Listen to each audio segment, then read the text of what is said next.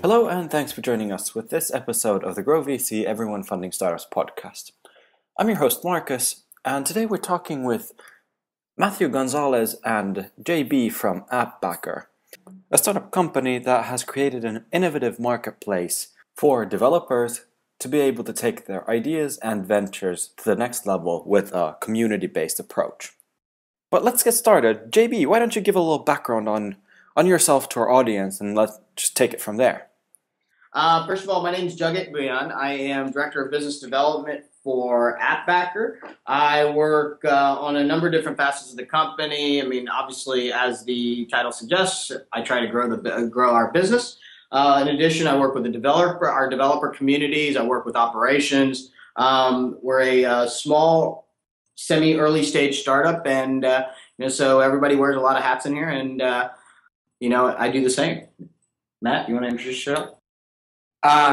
So I'm obviously Matthew Gonzales. I've been working with Appbackr for almost about 10 months now. I've been focusing a lot on business development, partnerships, working with developers, kind of being the evangelist for the company, hosting the events, making sure the community is growing and that they are aware of what we're doing and the benefits of it. My background, I moved to the Valley about 3.5 years ago. I've been a consultant working with various startups, mainly in business development, sales, and marketing, and got lucky enough to meet with the guys here at Appbackr. Awesome. How do you guys define semi-early stage? What stage are you in at the moment? So the company actually, the original prototype was created for a competition that PayPal holds on a yearly basis. Which was in March of last year, which is 2010, right? And so the incorporation date of the company is actually March 4th or 5th. And so at this point, we are just over 1 year old. We went through a pretty quick evolution. From March to October, we went through an initial funding round. We went through expanding the team out to close to what it is now, actually, and finalizing the prototype to make a public beta date of I believe it was October 18th. And so really we've only been available to the public for whatever that is. It's 5 or 6 months at this point, and and I think, when I say semi-early stage, it just basically means we are in beta right now. We are, we're definitely, it's still a growth phase, but at the same time, it's kind of a discovery phase as well, where we look at the community, we look at our customers, we take feedback, and we adapt to what we hear and what our community wants. And once we are still tweaking our model, we're tweaking the business, and I think when I say semi-early stage, I mean that we're still in that evolution period where we don't have where we say to ourselves, we have a product that's basically ever changing, right? I think when we decide to say that we're out of the early stage umbrella, it basically means that we've come to a model that that our community is happy with, that our company is happy with, and we'll take that and run with it from there. All right. Before moving any further, why don't you introduce Appbackr, what it is and what you guys do? Yeah, so Appbackr, it started out as a very simple concept of wholesaling digital goods. And essentially, the founder looked at your traditional wholesale model where a user or a wholesaler buys in bulk at a discount and profits as they sell on retail. And what he realized was that that's not being applied to digital goods. So that was the original concept. It's kind of since evolved there from what we called wholesaling, or what everyone calls as crowdfunding, to investing. And essentially, these other words were great, and they sound great, and the crowd comes in, but we've been able to kind of get around using wholesaling and start using the term investing. And it allows any third party to take a small risk on an app, pre-purchase those downloads. The benefit really is for the developer who can help speed up production cost, who has money to launch. So they're coming out of the gate with some kind of marketing budget and a marketing plan. For a lot of developers who wouldn't have had the money to develop, it gives them those much needed resources.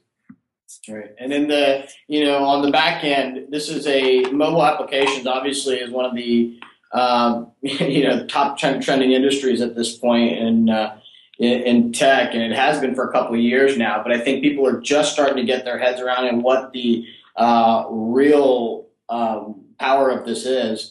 And, so far, just like in any sort of kind of physical goods wholesale structure, there's a whole ecosystem around that. There is the manufacturer, which in this case is a developer. There is a reseller, which in this case can be essentially any third party. And there's a strong ecosystem around that. And what we've done is essentially applied that parallel to mobile applications and digital goods, allowing for an ecosystem where everybody in that value chain gets a positive return out of that, right? It allows not only the developer and these, content platforms like iTunes and everybody that are in the ecosystem now to be involved, but it also allows third parties to get involved and actually profit from this great industry.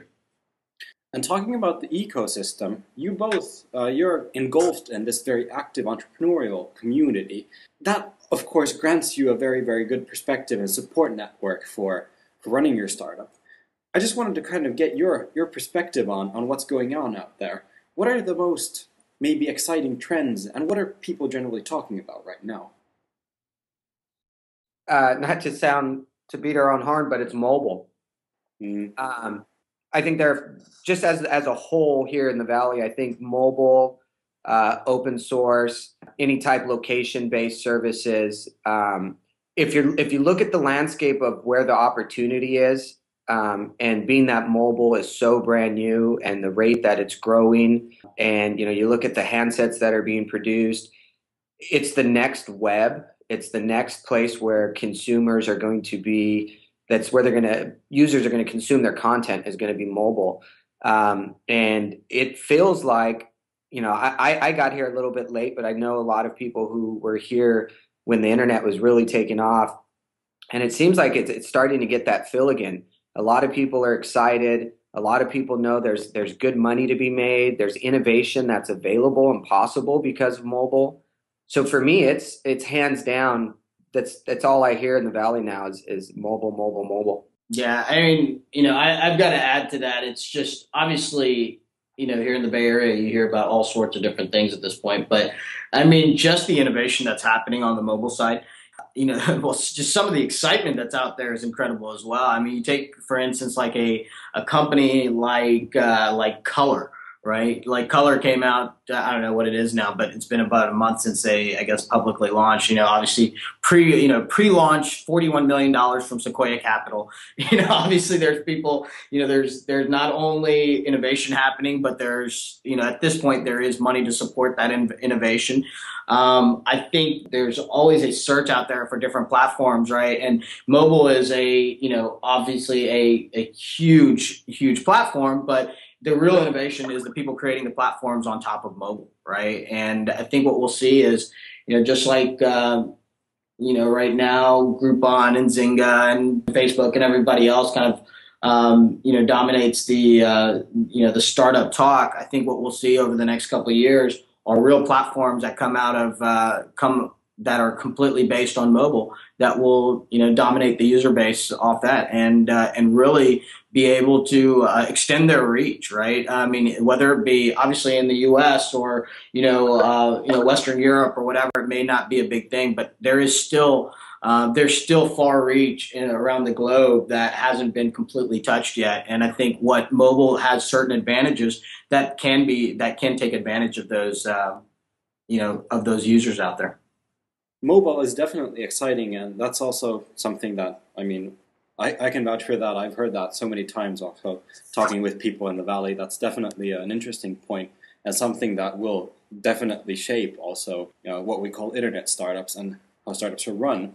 Back to your progress with Appbackr. What do you have coming up? What are you most excited about going forward in terms of, since we're talking about trends like mobile?